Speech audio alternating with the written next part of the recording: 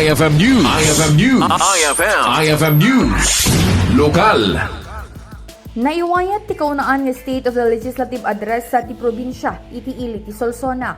Daytoy kat programa ng bigbig dagiti nagapuan dagiti agpampandaylintag iti nasao nga ili iti las-o iti 3 na mapulog kat 5 nga altao wenno may sa atawan a panagserbida.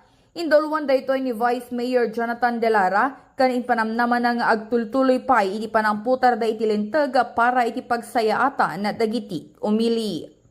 Thank the people of our municipality for their trust and have placed in us. Your confidence inspires us to work harder, to listen more attentively, and to legislate more responsibly.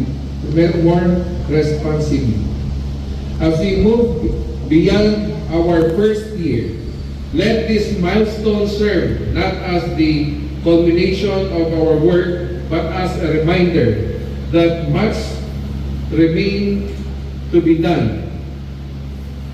We will continue to strengthen our partnership with every sector, promote transparency and accountability, and enact legislation that is responsive to the changing needs of our community. Kabayatan na naamuan na ti kaaduan tinaputar nga resolusyon iti umuna atawan na panagtakam dagiti Sangguniang Bayan kadi Honorable Lourdes de la Cruz nga adaan iti 2 sangapulo ket maysa a resolusyon.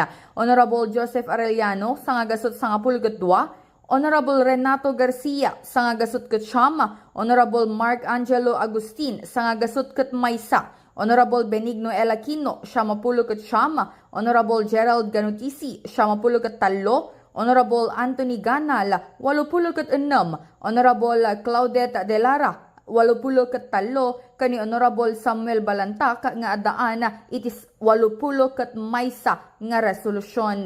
Idinto ni Honorable De La Cruz latta, iti kaaduan ti ordinansa ni pasa nga umabot iti 10 ket 8 kan 20 ket 3 Land Reclassification Code wenno LRC.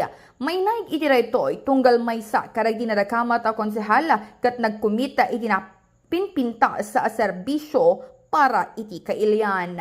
Damag na adaw manipod iti ili ti Solsona, Idol Bernadette Toledo, Tatak, IFM. IFM News. IFM News. IFM News. Lokal.